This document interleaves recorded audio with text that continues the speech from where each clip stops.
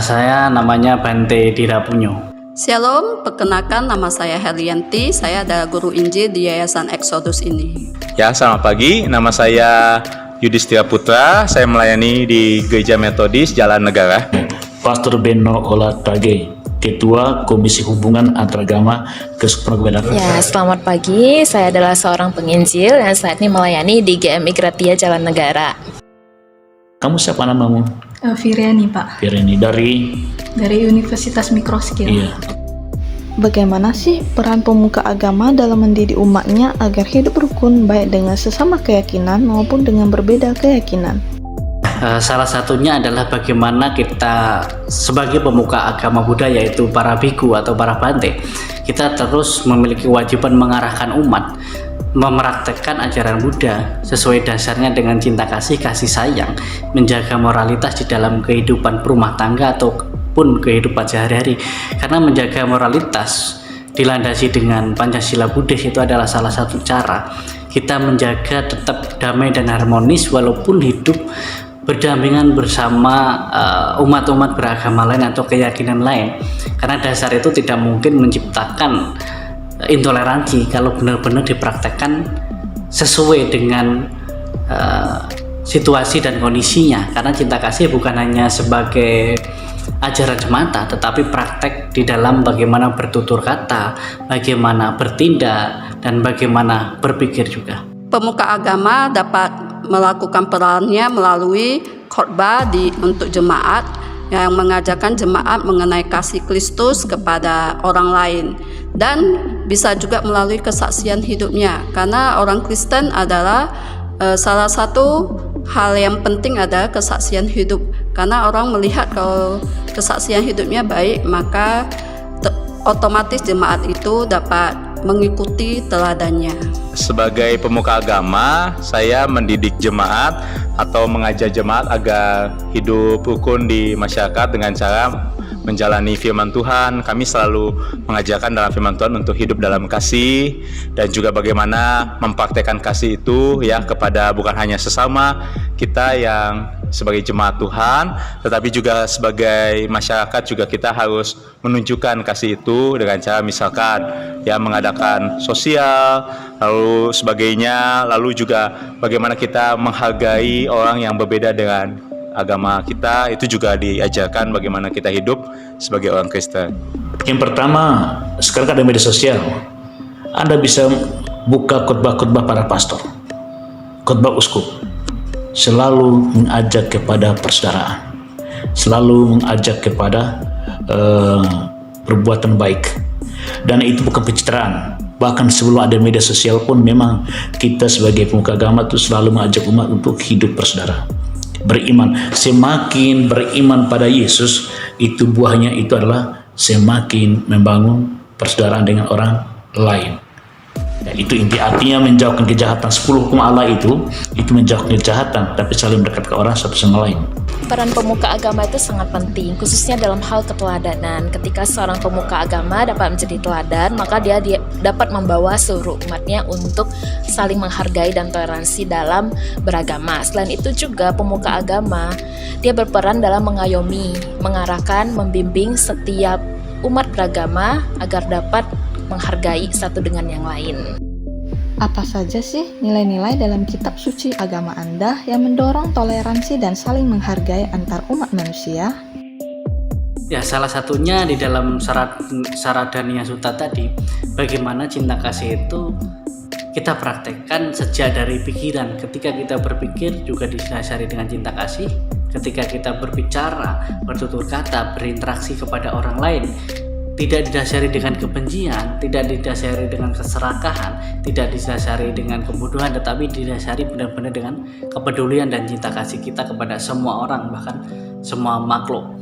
Kemudian kita bagaimana ketika kita bertindak bukan karena atas dasar emosional atau kepentingan semata, tetapi benar-benar memikirkan semua pihak. didasari dengan cinta kasih dan kepedulian kita kepada semua makhluk. Itu yang pertama adalah kasih, di mana Allah mengajarkan tentang kasih. Yang pertama kasih kepada Allah, dan yang kedua kasih kepada sesama. Terutama sesama itu adalah semua orang, bukan hanya dari suku kita sendiri atau dari agama kita sendiri, tapi semua suku dan keyakinan yang berbeda. Kemudian yang kedua adalah toleransi. Di dalam Alkitab ada dijelaskan kita harus terlebih dahulu mengasihi dan mendahului dalam memberikan hormat. Jadi memberikan hormat itu berarti kita diajarkan untuk menghargai keyakinan yang berbeda. Kemudian itu yang ketiga nilainya adalah pengampunan, ya.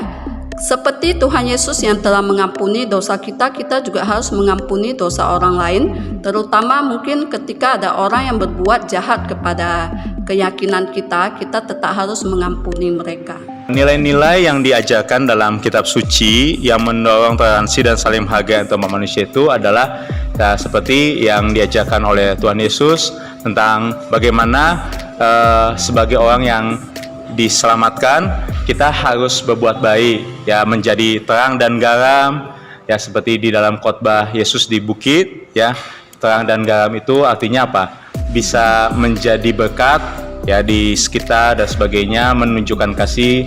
Itu juga salah satu yang utama, ya, dalam ajaran Yesus, bagaimana kasih itu harus dipraktekkan. Ya, kasih itu bukan hanya sebatas sesuatu hal yang diajarkan sebagai pengetahuan, tapi juga harus dijalankan sebagai praktek. Lalu juga di dalam Alkitab diajarkan ada bagian dari buah roh, yaitu kasih, ya, sukacita dan sebagainya. Itu juga ayat-ayat yang mendukung bagaimana kita hidup bersama-sama dengan orang lain juga, begitu.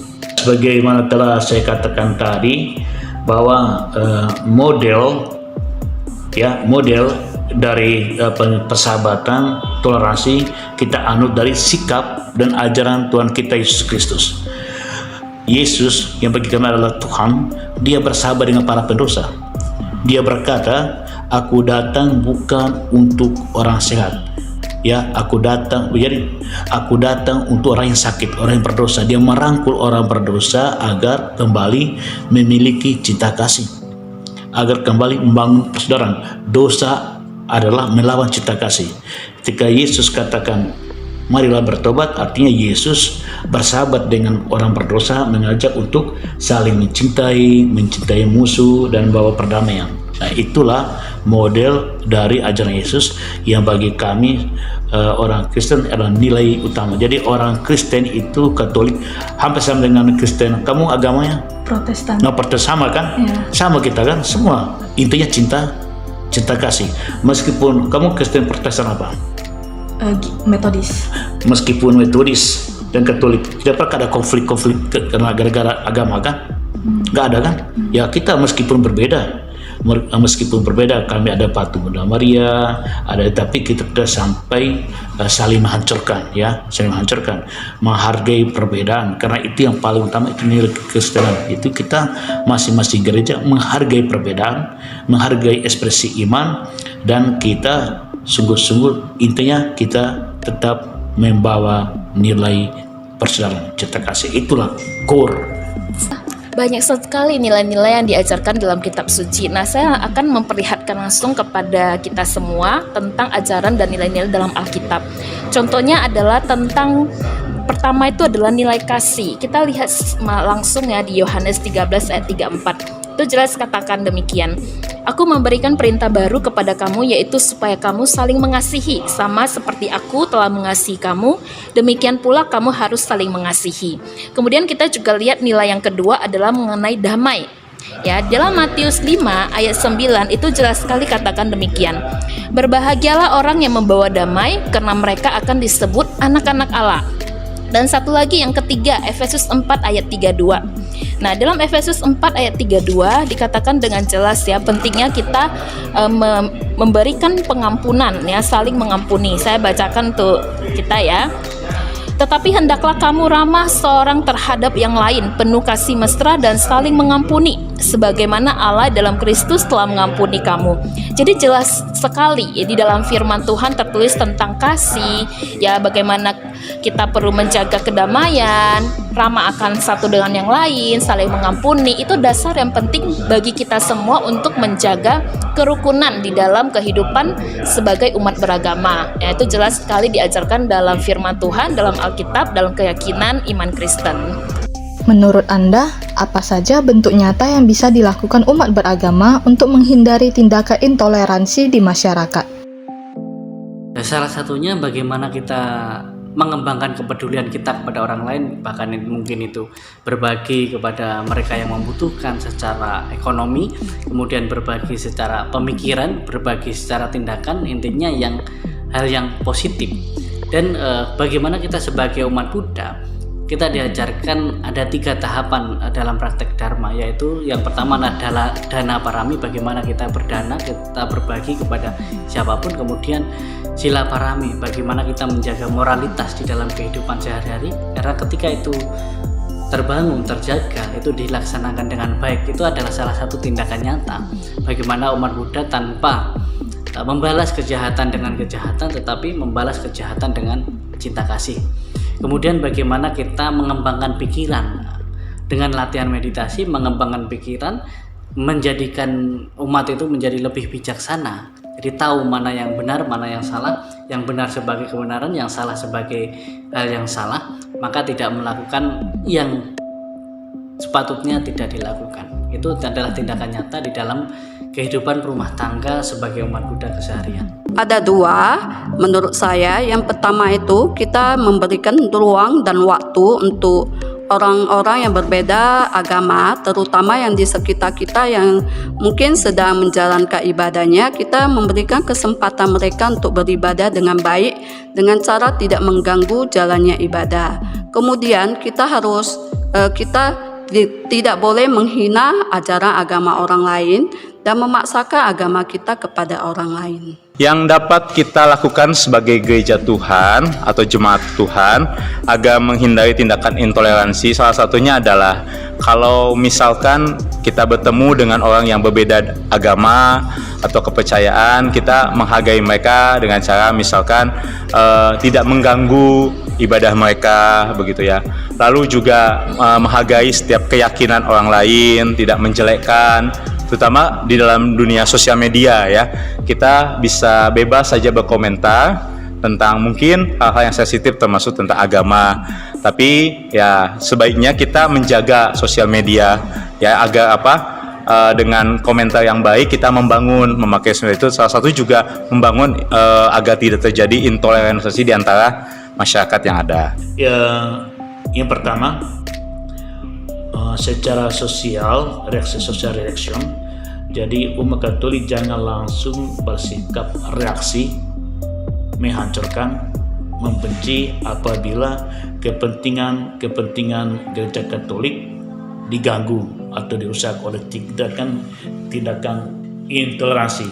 Artinya tetap critical thinking supaya jangan merusak persaudaraan. Dan umat Katolik tidak dibenarkan untuk melakukan tindakan intoleransi, menghakimi orang lain berdasarkan agama atau kepercayaan. Nah, caranya untuk menghindari intoleransi tentu saja kita harus saling menghargai setiap perbedaan di antara umat beragama. Setiap orang menjalankan keyakinan dan kepercayaannya masing-masing. Kita tidak boleh meremehkan atau kita memandang sebelah mata ataupun kita menghina atau mengejek. Itu semua tidak boleh kita lakukan. Kalau kita lakukan itu akan menimbulkan perpecahan. Karena itu kita perlu saling menghargai, saling mengasihi dan bersikap ramah satu dengan yang lain.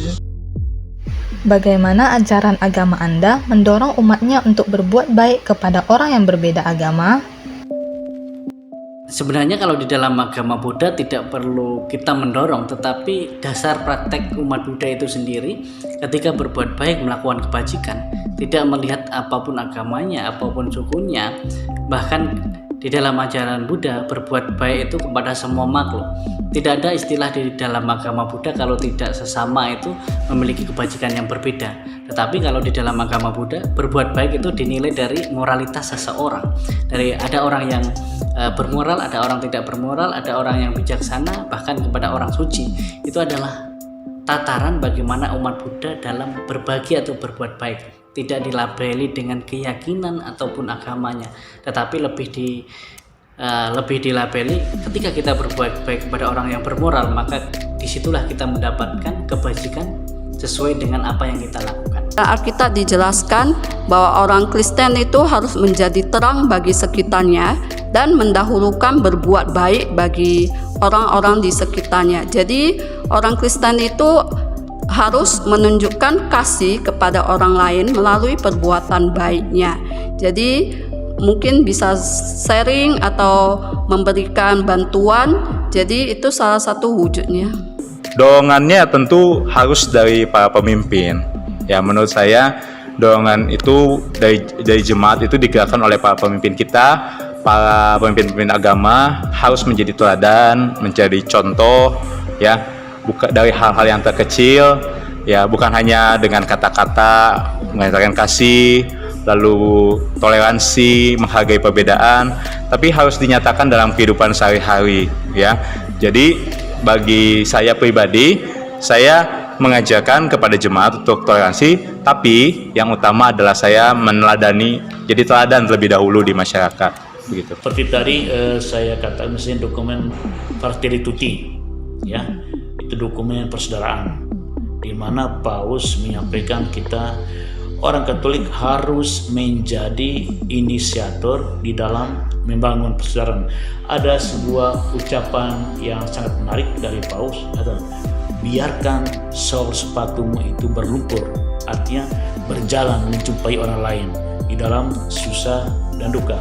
Yang berikut, letakkan ya telingamu di hatimu. Artinya apa? Belajar mendengarkan orang lain, ya. Letakkan telingamu di hatimu. Ada orang kan mendengar tanpa hati. Nah, itu artinya cara di mana pimpinan Katolik mengajak umat Katolik punya karakter mendengarkan, memahami, dan membangun dialog dengan orang lain dalam sikap apapun juga, dengan tujuan untuk membangun persaudaraan atau mungkin juga untuk menyelesaikan masalah sosial dalam kehidupan bersama. Di dalam ajaran agama kekristenan itu memang memberikan kita ya nasihat untuk melakukan apa yang firman Tuhan ajarkan, terutama meneladani Yesus Kristus. Ya, bagaimana kita perlu saling menghargai. Nah, ada satu ayat di dalam Markus 12 ayat 31. Ya, saya akan buka untuk kita ya, Markus 12 ayat 31. Itu juga mengatakan demikian. Dan hukum yang kedua ialah kasihilah sesamamu manusia seperti dirimu sendiri. Tidak ada hukum lain yang lebih utama daripada kedua hukum ini. Jadi jelas katakan ya, selain kita harus mengasihi Tuhan seperti diri kita sendiri, kita juga harus mengasihi sesama manusia seperti diri sendiri. Ini adalah dasar dari ajaran di dalam kekristenan, dalam toleransi antar umat beragama, dalam menciptakan kerukunan dan saling menghargai satu dengan yang lain.